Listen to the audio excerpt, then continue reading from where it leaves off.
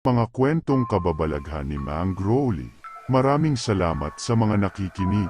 Huwag kalimutang mag-subscribe para sa pagsuporta sa channel ko at mag-thumbs up para ipagpatuloy ko ang paggawa ng mga kwentong kababalaghan. Sa kaharian ng langit, isang mahiwagang alon ang bumabalot sa isip ni Lucifer. Siya'y isang dakilang anghel, ngunit ang kanyang puso ay naglalakbay sa malalim na pag-iisip. Sa bawat galak ng mga anghel, nararamdaman ni Lucifer ang isang bahid ng pangungulila. Isang araw, sa malamlam na hardin ng paraiso, nagtungo si Lucifer sa pinakamataas na bahagi ng kaharian upang makipag-usap kay Bathala. Nagniningning ang kanyang mga mata na puno ng tanong, at hinanap ang dahilan ng kanyang kakaibang damdamin. Haring Bathala, sabi ni Lucifer, bakit mayroong pagnanais sa akin na hindi kayang ipaliwanag ng kaharian? Ano ang layunin ng aking pag-iral? Sa mataas na trono, nararamdaman ni Bathala ang kakaibang enerhiya sa anghel na naglalakbay sa paghahanap ng sarili. Lucifer, ang bawat nilalang sa aking kaharian ay may espesyal na papel. Subalit, ang iyong pagnanais ay tila lumalabas sa kanilang takda. Narito ang pagkakataon mo upang matuklasan ang iyong sariling misyon. Sa bawat pagdaan makikilala natin ang mga kasabay na anghel, ang mga pagsubok na hinarap ni Lucifer, at kung paano siya bumuo ng sariling kamalian. Hanggang sa dumating ang oras na isang nakabibiglang kaganapan ang magdadala kay Lucifer sa kanyang mapanlinlang na desisyon na humiwalay sa kaharian ng langit. Sa kanyang paglalakbay, nadarama ni Lucifer ang pangangailangan na magkamo ng karunungan. Nilakbay niya ang malayong lupain ng kaharian, naglakad sa makulay na kagubatan, at umaakyat sa matataas na bundok upang makipag-ugnayan sa mga sinaunang espiritu. Isang araw, habang nagpapahinga si Lucifer sa puok ng kagubatan, isang tinig ng hangin ang bumulwak. Lucifer, sambit ng di makikitang tinig, ikaw ay may misyon na hindi kayang punan ng kaharian. Si Lucifer ay nagulantang sa kakaibang pag-uusap. Sino ka? Tanong ni Lucifer, na puno ng pagtataka. Ako ang tinig ng mga hangin, isang tagapaglayag sa himpapawid, sagot ng tinig. Mayroong panganib na dumating sa mundong ito, at ikaw ang itinakdang manguna sa pagtutok nito. Nang mapagtanto ni Lucifer ang kanyang potensyal, sumiklab ang lihim na apoy sa kanyang puso. Sa kanyang paglalakbay, hinanap niya ang mga lihim ng cosmos, nakikipag-ugnayan sa iba't ibang nilalang, at natutunan ang mga kaalamang hindi kailanman naranasan ng mga anghel. Ngunit, habang siya'y nabubusog ng karunungan, lumalaki rin ang kanyang pangangailangan sa pagtuklas ng sariling kapangyarihan. Ang dilim na tila'y sumasaklaw sa kanyang kaluluwa, at sa paglipas ng mga araw, napagtanto niyang siya'y nabubulag na sa sariling ambisyon. Sa bawat nilalang na kanyang nakakatagpo, mayroong bahagi ng kanyang puso na nagiging mas malamig, na parang tinutokso siyang bumalik sa kaharian ng langit. Ngunit, sa pagnanasa na mapuno ang sariling kaharian, patuloy na nananatili si Lucifer sa kanyang landas, at ang kanyang paglalakbay ay nagiging masalimuot pa sa bawat sandali. Sa mga kalangitan, ang mga anghel ay nag-uumpugang mga pakpak, habang nakatuon kay Lucifer. Ang hangin ay nagiging tahimik, at parang lahat ay nakatutok sa anghel, na naglalakbay sa kanyang sariling kaganapan. Si Gabriel, ang sugo ng Diyos, ay bumaba mula sa langit upang harapin si Lucifer. Lucifer, sabi ni Gabriel, na may malalim na pag-aalala sa kanyang mga mata, ang iyong landas ay nagdadala ng lihim na panganib sa kaharian. Hindi mo ba nararamdaman ang pangamba at hinanakit na dulot nito sa iyong mga kapatid? Si Lucifer ay tumingin kay Gabriel, ang kanyang mga mata ay puno ng damdamin. Gabriel, ito ay hindi lamang para sa akin. Ang aking misyon ay may layunin sa buong kaharian. Ngunit sa aking pagsusumikap, tila'y may mga nagiging biktima, at hindi ko na kayang magsawang maging dahilan ng kanilang hinanakit. Gabriel, bagamat puno ng pag-ibig, ay mariing nagpahayag ng kanyang pangamba. Lucifer, ang kaharian ay nag-iisa sa iyo, ngunit sa iyong pagnanasa, maaaring masaktan ang iba. Isinusumpa ko sa pangalan ng Diyos, isang diwa ng panganib ang iyong dala, at ito ay maaaring maging sanhi ng pangalan ng langit. Ang mga mata ni Lucifer ay nagningning ng determinasyon. Hindi ko kayang itigil, Gabriel. Ang aking misyon ay nagdadala ng ilaw sa madilim na bahagi ng kaharian, kahit pa ang ilang kapwa anghel ay hindi nakakaintindi. Sa pagtatapos ng kanilang usapan, ang langit ay nagbigay ng isang malakas na kulog, at ang ilaw ng langit ay namutawi ng parang mga bituin. Si Lucifer ay nagpasyang ituloy ang kanyang paglalakbay, handa nang harapin ang anumang hamon, na may kasamang pagnanais na mabago ang kapalaran ng kaharian. Sa paglipas ng mga buwan, mas lumalim ang paglalakbay ni Lucifer, sa mga lalanggitang di pa nararanasan ng mga anghel. Isang araw, natagpuan niya ang isang lugar, na puno ng misteryo at kadiliman. Ang kanyang paglalakbay ay dinala siya sa isang lugar, na tila'y tinatabunan ng anino, at ang hangin mismo, ay nag-uumpugang tila may lihim, na naghihintay na mabunyag. Isang lihim na itinago ng kaharian ng langit, isang antigo at mapanganib na kapangyarihan. Dito, si Lucifer ay nahumaling sa isang sirenang tinatawag na Lilith, isang espiritu ng kadiliman na may pangako ng kapangyarihan at pag-usbong sa kabila ng mga limitadong batas ng kaharian. Lilith, na puno ng pagnanasa, ay lumapit kay Lucifer. Lucifer, hari ng langit, handa akong mag-alok sa iyo ng kapangyarihan, na hindi kayang ibigay ng kaharian. Isang kapangyarihan na magbubukas sa mga pintuan, ng ibang dimensyon at magbibigay daan sa iyo, upang maging tagapamuno sa iyong sariling kaharian. Ang mga mata ni Lucifer, ay nagningning sa tila'y pangako, ng hindi maipaliwanag na kapangyarihan. Sa ilalim ng pang-akit na hatid ng kanyang pangangarap, tinanggap ni Lucifer ang alok ni Lilith. Ngunit sa pagpasok sa madilim na landas, hindi niya napagtanto na ang kanyang pagtanggap, ay magbubunga ng malalim na pagbabago, sa kanyang kaharian at sa kanyang sariling kaluluwa. Sa pag-aaklas ng pagnanasa at ambisyon, sinundan ni Lucifer si Lilith, sa kanyang paglalakbay, patungo sa masalimuot na kaganapan ng kanyang kapalaran. Sa pagsunod kay Lilith, nadama ni Lucifer ang pagbabago sa kanyang kaharian. Ang kanyang pag-usbong ay nagdulot ng pangamba, at agam-agam sa puso ng mga anghel. Ang dating liwanag ng langit ay tila naglalaho, at isang di kapanipaniwala at nakakatakot na kadiliman, ang bumabalot sa paligid. Lumitaw si Lilith, nagdadala ng isang kaharian, ng kadiliman na ibaon ng lihim ng mga pangako ng langit. Lucifer, bulong ni Lilith, ito na ang simulan ng iyong pag-usbong. Sa pag-aari natin ng kadiliman, magiging mas makapangyarihan tayo, kaysa sa Diyos at kanyang mga alagad. Ngunit sa kabila ng lahat, nararamdaman ni Lucifer, ang pangungulila at pangungulit sa kanyang puso. Isang tinig ng pangangalumbabo na animoy anino ng kanyang nakaraan. Ang bawat yapot niya, ay nagdudulot ng pag-aalala, sa kanyang mga kapatid, at sa kanyang pangako sa Diyos. Habang dumaraan ang mga araw, tila mas nagiging malamlam ang puso ni Lucifer. Ang kanyang kaharian ng kadiliman, ay nagtataglay ng kapangyarihan, ngunit may nararamdaman siyang pagkukulang, at kawalan ng katiyakan. Sa bawat hakbang, lalong lumalalim ang kakulangan ng kanyang kalooban. Isang gabi, habang nakatitig si Lucifer, sa kanyang kaharian ng kadiliman, napagtanto niyang ang liwanag ng kanyang dating kaharian, ay hindi maipantay ng anumang kapangyarihan ng dilim. Ang pag-usbong ng kadiliman, ay nagdulot ng pag-iba sa kanyang pag-unawa, at ang sakit sa kanyang puso, ay bumalot ng higit pang pangungulila. Sa pagpapasya na hindi na kayang itago, ang sakit na nararamdaman, nagdesisyon si Lucifer, na harapin ang sariling kaharian at ang Diyos na kanyang iniwanan.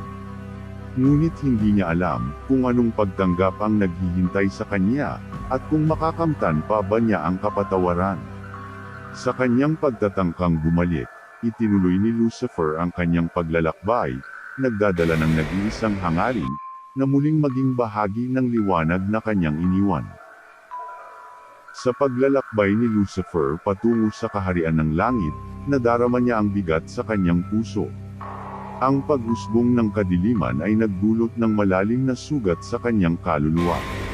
Ang dating liwanag at kadalisayan ng kanyang kaharian ay tila'y napalitan ng kadiliman at pangungulila. Habang lumalapit siya sa mga pintuan ng langit, napansin niya ang mga anghel na nagbabantay. Ang kanilang mga mata ay puno ng pagtataka at pangangamba sa pagdating ni Lucifer. Hindi naglaon, si Archangel Michael, ang leader ng mga anghel, ay lumitaw upang harapin si Lucifer. Lucifer, sabi ni Archangel Michael na may kahinahunan, ano ang iyong layunin sa pagbabalik dito? Ang iyong pagsunod kay Lilith ay nagdulot ng kalituhan at dilim sa kaharian. Si Lucifer ay huminga ng malalim bago sumagot, Michael, ako'y nagbabalik upang humingi ng tawad. Na-realize ko ang aking pagkakamali at ang kapahamakan na aking idinulot sa kaharian. Handa akong harapin ang anumang parusa o pagtatanggap na ibibigay ni Bathala. Ang kanyang mga salita ay nagdulot ng kakaibang katahimikan sa harap ng mga anghel. Muli siyang tinignan ni Archangel Michael bago magsalita, Lucifer, ang Diyos ay puno ng kahabagan at pagpapatawad. Ngunit ang iyong pagbabalik ay hindi madali, at kinakailangan mong patunayan ang iyong sinseridad sa pamamagitan ng iyong mga gawain at pagbabalik loob. Nang mabuksan ang pintuan ng langit, isang liwanag na mas matingkad pa sa init ng araw ang bumulaga kay Lucifer. Tila ba ang pintuan ay naglalabas ng pagpapatawad, ngunit alam niyang ang kanyang paglalakbay sa kaharian ng Diyos ay nagtatakda lamang ng umpisa sa paghilom ng sugat sa kanyang puso at kaluluwa. Sa kanyang paglalakbay sa kaharian ng Diyos, nadama ni Lucifer ang kakaibang init at liwanag na bumabalot sa kanya.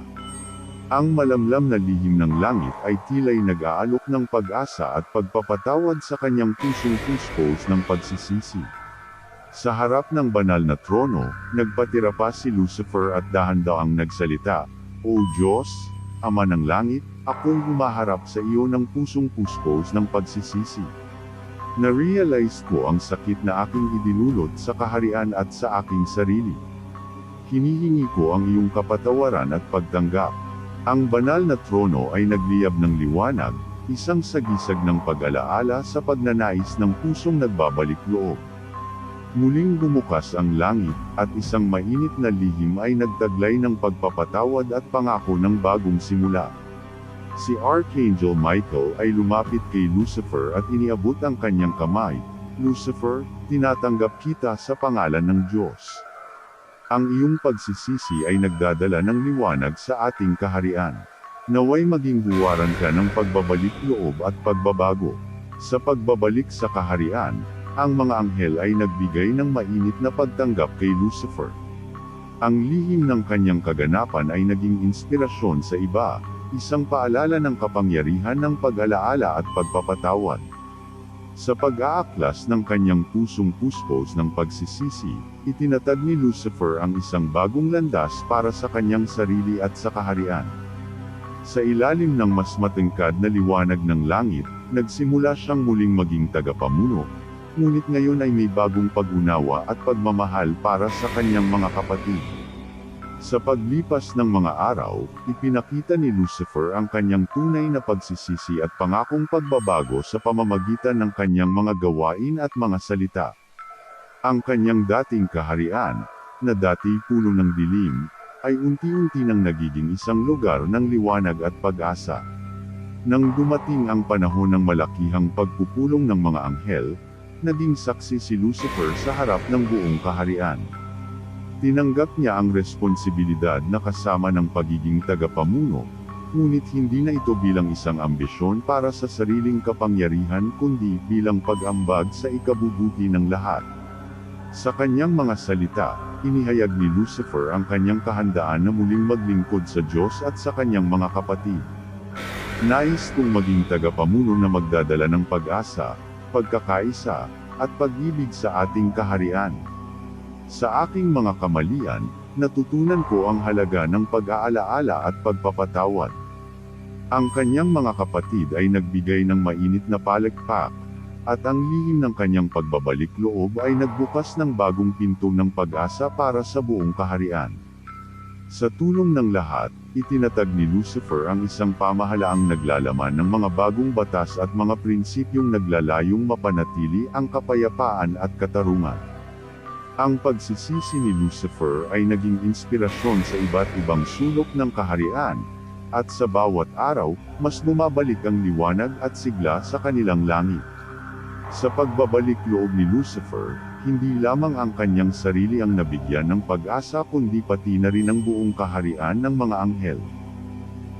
Sa bawat paglalakbay ni Lucifer sa kaharian ng langit, mas lalong lumalim ang kanyang pag-unawa sa halaga ng pagmamahal at pagkakaisa. Ang kanyang pagbabalik loob ay nagdala ng pagbabago sa buhay ng mga anghel, at ang kaharian ay tila isang muling pinaigting na puok ng kapanatagan. Habang siya'y naglalakbay sa mga ilalim ng kanyang mga pakpak, nakita ni Lucifer ang mga anghel na masaya at nagtutulungan sa pagbibigay ng aliw at kaligayahan sa isa't isa. Ang dilim na dati bumabalot sa kanyang kaharian ay naglaho, at ang mga bituin ay naglalaro sa langit, nagpapahayag ng bagong simula. Ang kanyang mga kapatid, na unay nagduda sa kanyang pagbabalik, ay napagtanto na ang pag-alaala at pagpapatawad ay nagbubukas ng pintuan sa bagong pag-asa. Sa kanyang muling pagsilang, naging inspirasyon si Lucifer sa pagtataguyod ng mas mataas na uri ng pagkakaisa at pag-unlad sa kaharian. Sa pagtutok sa paglilingkod sa Diyos at sa kanyang mga kapatid, natagpuan ni Lucifer ang kanyang tunay na layunin. Hindi na siya puno ng ambisyon at pagnanasa, kundi isang tagapamuno na nagtataguyod ng kapayapaan at pag-ibig. Ang kanyang pagbabalik loob ay nagdala ng bagong liwanag sa buong kaharian ng langit. At sa pagtatapos ng kanyang paglalakbay, na isakatuparan ni Lucifer ang isang makabuluhang misyon, ang muling pagbubukas ng pinto ng pagbabago at pag-asa para sa kanyang sarili, para sa kanyang kaharian, at para sa buong kaharian ng mga anghel. Sa paglipas ng mga buwan, naging laganap sa kaharian ng langit ang pagbabago na dala ng pagbabalik loob ni Lucifer. Ang dating rebelyong anghel ay nagtagumpay sa pagsisisi at paghahanap ng kanyang tunay na layunin. Ang kaharian ay tila'y nababalot ng lihim ng kasiyahan at kapayapaan. Sa isang masalimuot na pagpupulong, nagkaroon si Lucifer ng pagkakataong humarap sa lahat ng anghel. Ang Diyos mismo ang nagbigay daan sa pagpapahayag ng kanyang nararamdaman. Mga kapatid, ako'y nagbalik upang magsilbing inspirasyon sa pagtataguyod ng pagmamahalan at pagkakaisa. Tinutuklas natin ang halaga ng pagsisisi at pag-alaala sa bawat isa. Ang mga anghel ay nangilid ang kanilang mga mata, tila'y nadarama ang bigat ng puso ni Lucifer. Ngunit ang kanyang mga salita ay nagdulot ng pag-asa at pangako sa mga puso ng kanyang mga kapatid. Sa pagtutulungan, itinaguyod nila ang mga proyektong naglalayong palakasin ang kaharian. Itinayo ang paaralan ng karunungan, kung saan ang bawat anghel ay may pagkakataong lumago sa kanilang kaalaman. Binuksan ang templo ng pag-asa, isang puok ng pagninilay-nilay at pagsusuri ng sariling kahulugan. Ang pagbabago ni Lucifer ay nagdala ng masiglang kapayapaan at pag-ibig sa buong kaharian. Ang mga anghel ay nagkaroon ng mas malalim na ugnayan sa isa't isa, at ang lihim ng kanilang pagkakaugma ay bumukas ng mas maraming pintuan sa kasiyahan at tagumpay. Sa kanyang paglalakbay ng pagsisisi at pagbabalik loob, nahanap ni Lucifer ang kanyang tunay na identidad bilang tagapagtaguyod ng kapayapaan, pagkakaisa, at pagmamahalan. Ang tagumpay ng kanyang pagsusumikap ay nagdala ng liwanag sa kanyang landas at nagbukas ng bagong kabanata para sa kaharian ng langit. Sa paglipas ng mga taon, mas lumakas pa ang diwa ng pagkakaisa sa kaharian ng langit. Ang pagbabalik loob ni Lucifer ay naging simbolo ng pag-asa at pagbabago, isang alamat na nagbigay inspirasyon sa lahat ng anghel. Isang malaking pagdiriwang ang ipinagdiwang upang gunitain ang tagumpay ng pagbabalik loob ni Lucifer. Ang mga lansangan ng ginto ay nagningning sa ilalim ng sinag ng araw, at ang bawat sulok ng kaharian ay naglakbay sa masiglang palakpakan at awit ng kasiyahan. Sa harap ng banal na templo, nagtipon ang lahat ng anghel, mula sa pinakamaliit hanggang sa mga pinakamataas na seraphim. Sa trono ng Diyos, si Lucifer ay nagtapat ng kanyang puso, aking Diyos at mga kapatid. Sa pagbabalik loob ko, nahanap ko ang kahulugan ng tunay na pagmamahal at pagkakaisa. Ako'y nagpapasalamat sa pagtanggap at pagpapatawad na inyong ipinagkaloob sa akin.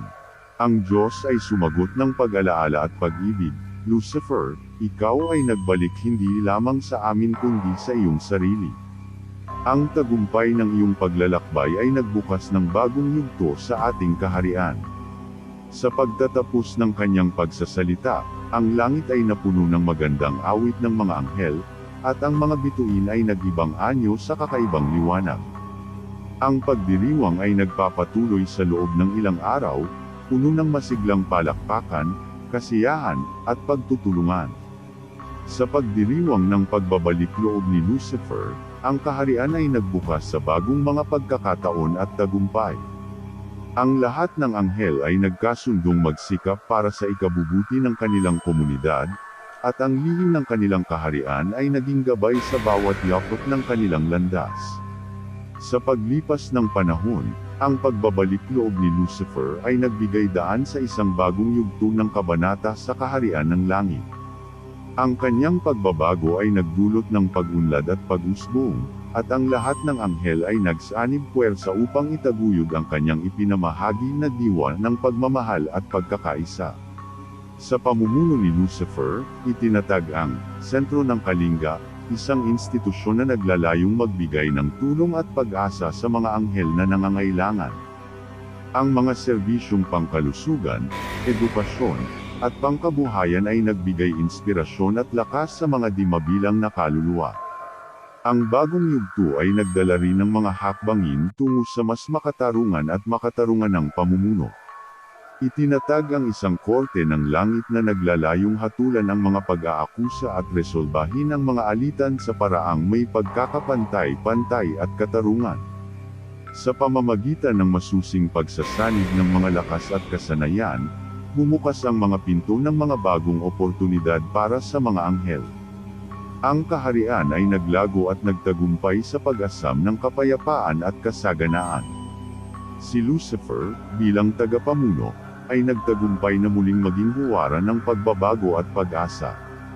Ang kanyang puso na noon ay nababalot ng dilim ay nagiging tanglaw na nagdadala ng inspirasyon sa mga kabataan na nangangarap ng mas magandang hinaharap.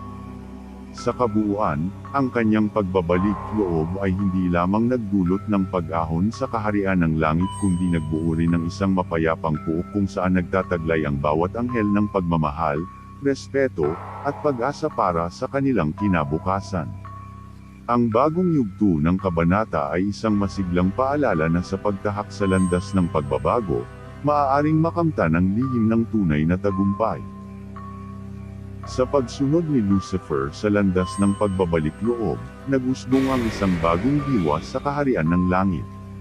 Ang pag-alaala sa masalimuot na paglalakbay na ito ay naging buhay na pahina sa bawat anghel, isinusulong ang halaga ng pagbabago at pag-unlad. Napagtanto ng mga anghel na ang pagbabalik loob ni Lucifer ay nagdulot ng mas malalim na kahulugan sa kanilang sariling paglalakbay. Ang kanyang karanasan ay nagsilbing ilaw, nagdadala ng liwanag sa madilim na bahagi ng kanilang mga puso at nagpapalakas ng kanilang determinasyon na maging mas mabuting nilalang.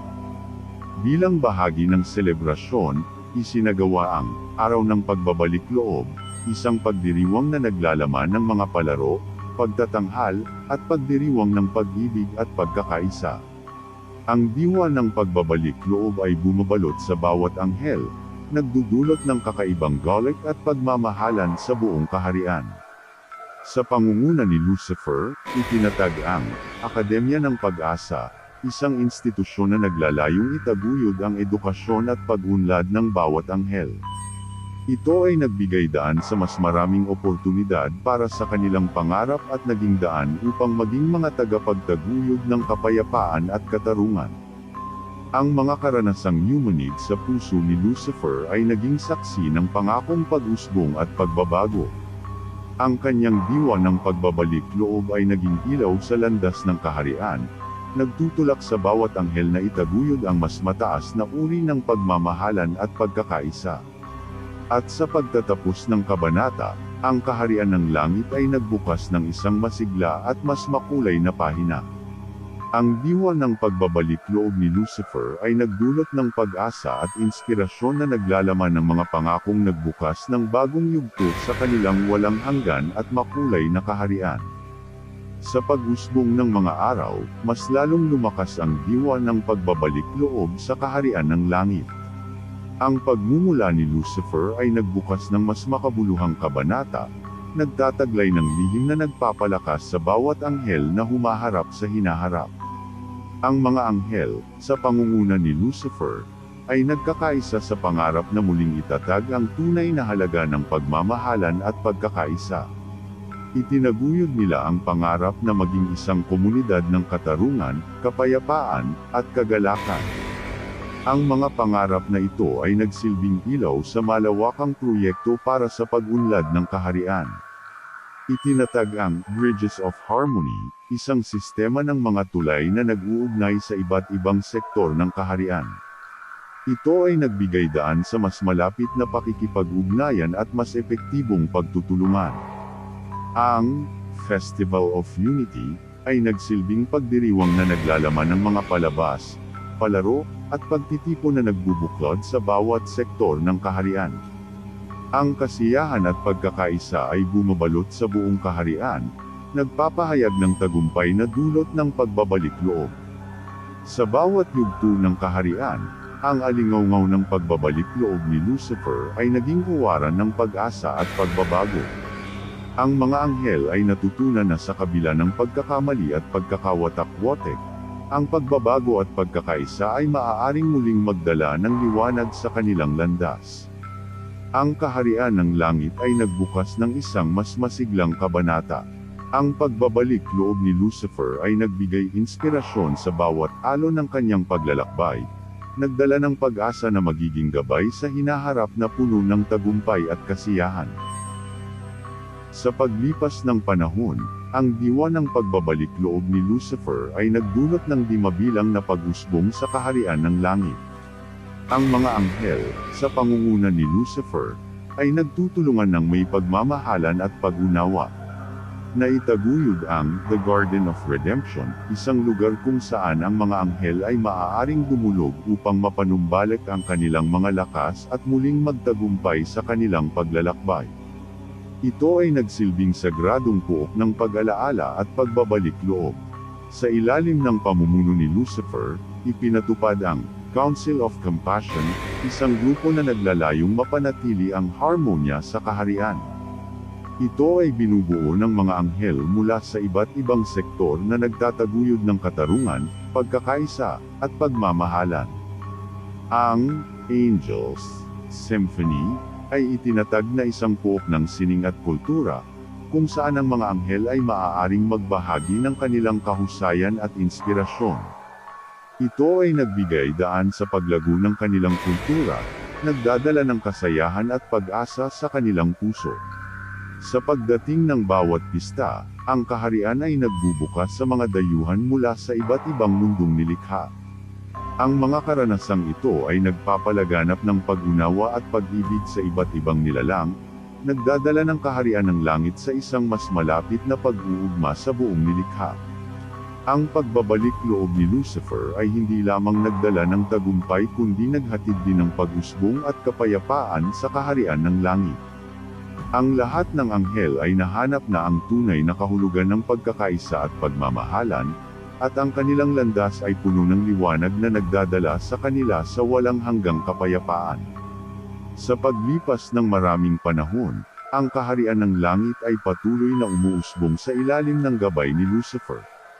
Ang diwa ng pagbabalik loob ay nagdulot ng masusing pagbabago at nagmulat sa mga anghel sa halaga ng pagpapatawad, pagkakaisa, at pag-ibig. Si Lucifer ay hindi lamang isang leader kundi naging guro at manggagamot ng mga pusong nagdurusa. Itinatag niya ang Healing Haven, isang puok kung saan ang mga anghel na may pusong sugatan ay natutunan ng sining ng pagpapatawad at pag-aayos ng kanilang sariling mga sugatang puso. Ang kaharian ay nagkaroon ng Pamana ng Pagpapala, isang programa na naglalayong magbahagi ng mga biyayang natutunan mula sa pagbabalik loob ni Lucifer. Ito ay nagtuturo ng mga bagong kasanayan at nagdudulot ng mga pagkakataon para sa mas mataas na uri ng pamumuhay para sa bawat anghel. Sa pamamagitan ng mga hakbang na ito, ang kaharian ay nagiging isang halimbawa ng kaginhawaan at kasaganaan. Ang mga anghel ay nagiging tagapagtataguyod ng kapayapaan at pagmamahalan hindi lamang sa kanilang sarili kundi pati na rin sa iba't ibang mundong nilikha. Sa isang espesyal na pagdiriwang ng anibersaryo ng pagbabalik loob ni Lucifer, ang langit ay nagliyab ng liwanag at kasiyahan. Ang pagsasama-sama ng mga anghel ay nag-ambag sa isang makulay na pagdiriwang na nagpapakita ng tagumpay ng pag-alaala at pagpapatawad. Ang paglalakbay ng paghilom ay naging inspirasyon sa mga anghel na baguhin ang kanilang mga sarili at ang kanilang kaharian.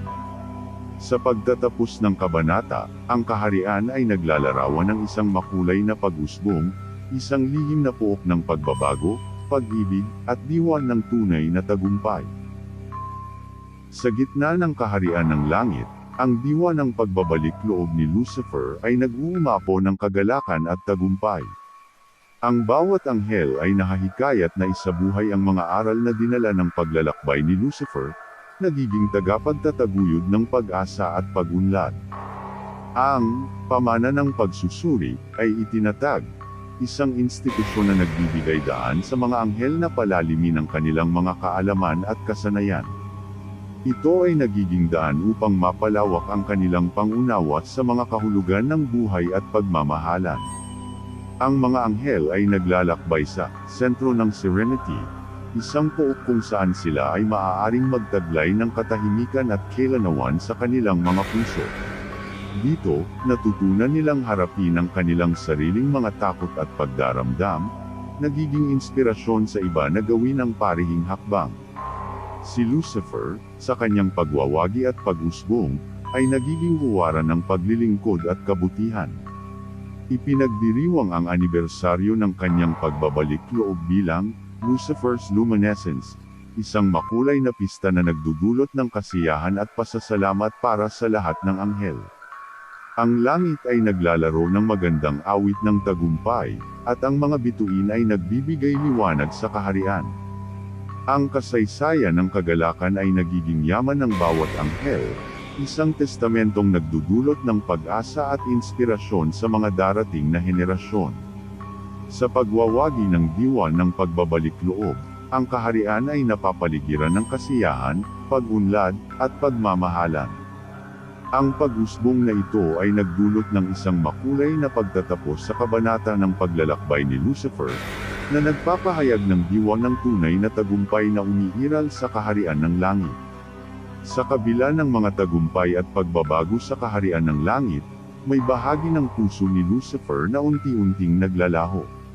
Ang inggit at ambisyon ay bumabalot sa kanyang damdamin, at sa kanyang pagtataksil sa diwa ng pagbabalik loob, unti-unting binuo ni Lucifer ang sarili bilang isang kalaban ng mga anghel.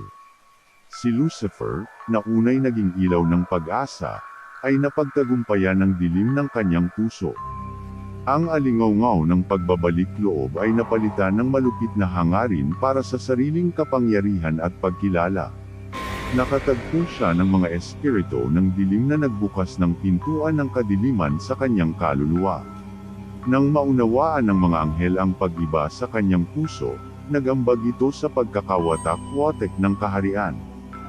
Ang ilan sa kanila ay hindi matanggap ang paglipat ni Lucifer mula sa landas ng pagbabalik loob tungo sa kadiliman.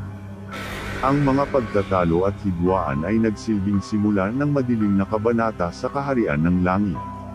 Si Lucifer, sa kanyang pagbagsak, ay bumuo ng isang puwersang nakatuon sa pagwawasak. Ang kanyang mga plano ng pag-aalsa at pagpapabagsak sa mga Pinon ay bumuo ng isang alon ng takot at pangamba sa kaharian. Ang mga aral na itinuro ni Lucifer noong mga unang kabanata ng kanyang paglalakbay ng pagbabalik loob ay naging alingaw-ngaw ng pag-iba sa kanyang kaluluwa. Ang anghel na unay ilaw ng pag-asa ay naging anino ng kadiliman, isang kalaban na nagdulot ng pagbabago at kaguluhan sa langit. Sa paglipas ng mga patak ng ulan, napagtanto ng mga anghel na ang dating lihim ng kanilang tagumpay ay nagdulot ng kanilang kasalukuyang pagdurusa. Ang pag-usbong ni Lucifer bilang isang kalaban ay nagbukas ng bagong kabanata, isang yugto ng pakikibaka at pag-asa na tila hinihingi ang pagbabalik ng liwanag sa kaharian ng langit. Sa pagsapit ng masalimuot na kabanata ng kaharian ng langit, si Lucifer, ang dating ilaw ng pag-asa, ay unti-unting nababalot ng lihim na magdudulot ng pangitain ng kaguluhan. Ang kanyang damdamin ng inggit at ambisyon ay tila'y nagdudulot ng masalimut na pagbabalik ng kadiliman sa kanyang kaluluwa.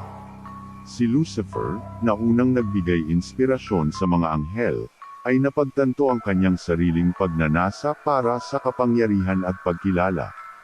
Ang hangin ng pagbabago at pagtataksil ay bumabalot sa kanyang pag-iisip, at unti-unti siyang napalingon sa masalimuot na kalsada ng paglipat mula sa landas ng pagbabalik loob. Sa likod ng kanyang mga mata, namumutawi ang pangarap ng sariling karangalan at pangako ng mga espiritu ng dilim na naglalaro sa kanyang isipan. Ang alingaw-ngaw ng mga templo ng dilim ay nagiging matindi, at ang kanyang puso ay nagiging bangis ng paghahangad para sa isang sariling kaharian. Ang mga anghel, unay nagulat, ay napagtanto na ang pagbabago sa puso ni Lucifer ay nagdudulot ng pagbabanta sa kanilang kaharian. Ang pagtataksil na unti-unting sumasaklaw sa puso niya ay nagiging sentro ng alingaw-ngaw na magdadala ng pag-iba sa buong langit. Sa kabanata ng mga hinagpis at pangamba, nagaganap ang itinakdang paglipat ni Lucifer mula sa mabuting anghel tungo sa kadiliman. Ang dating tagapagtataguyod ng liwanag ay bumabalot ngayon sa lihim na dilim na nagbabadya ng pagbabago at panganib sa kaharian ng langit. Sa pangitain ng kalangitan, ang mga anghel ay nagsimula ng madama ang naglalakbay na dilim na unti-unting lumalamon sa puso ni Lucifer. Ang kanyang paglipat mula sa liwanag patungo sa dilim ay nagpapalaganap ng pangamba at haka-haka sa buong kaharian. Ang pangarap ng kapangyarihan at pagkilala ay tila'y nagiging totoo para kay Lucifer. Sa malalim na bahagi ng kanyang kaluluwa, ang mga espiritu ng dilim ay nagpapalakas sa kanyang desisyon na maging puno ng pagsalansang at pagkakawasak. Nang dumating ang gabi ng kanyang paglisan, ang kanyang pakiramdam ay kasing itim ng langit na naglalaman ng mga ulap ng kadiliman. Sa harap ng mga anghel, si Lucifer ay nagbigay ng huling poem na puno ng pangako ng hinaharap ng kaguluhan at kaharian ng dilim. Ang malakas na alon ng kasamaan ay sumilayan sa kanyang mga mata, at ang kanyang paglipad mula sa kaharian ay nagdudulot ng pangamba at pangungulila. Ang kalangitan ay unti-unting pumapait, tila ba naglalakbay sa madilim na kabanata na nagbubukas para kay Lucifer. Ang mga anghel, na dati naglakbay sa ilalim ng liwanag niya, ngayon namumutla sa pangamba at panghihinayang. Ang landas ng paglalakbay ni Lucifer ay naging landas ng kadiliman, isang nakakatakot na pahayag ng pagsalansang at paghihiwalay mula sa lihim ng tagumpay. Sa paglipad ni Lucifer, nagdulot ng isang malakas na alingaw-ngaw ng kawalan ng tiwala at takot sa kaharian ng langit. Ang nagwawasak na dilim ay unti-unting nagdadala ng pagbabago, at ang paglisan ni Lucifer ay nag-iwan ng mga anghel na puno ng pangamba sa nalalapit na unos. Sa dilim na naglalaman ng kadiliman, si Lucifer ay naglakbay patungo sa pag-aalsa, dala ang puwersa ng mga espiritu ng dilim na naghihintay sa kanyang pagsusumamo. Ang pag-ibig sa kapangyarihan at ambisyon ay nagdulot sa kanya ng kaharian ng sariling pag-aalsa. Ang Council of Radiance, handa na sa laban, ay nakatanggap ng mga babala mula sa mga tagapagtaguyod ng kaharian ng liwanag. Ang dilim ni Lucifer ay dumating, dala ang mga puwersang masalimuot at nagdudulot ng pangamba sa bawat sulok ng kalangitan. Ang unang palakpakan ng pakpak ni Lucifer ay nagbigay ng malupit na alingaw-ngaw sa kaharian. Ang mga puwersang dilim ay bumabalot, at ang malakas na hangin ng kadiliman ay nagpalibot sa kaharian, nagdadala ng takot at pangamba sa puso ng bawat anghel. Ang Council of Radiance, bagamat naghahanda, ay napagtanto ang lalim ng pag-aalsa ni Lucifer.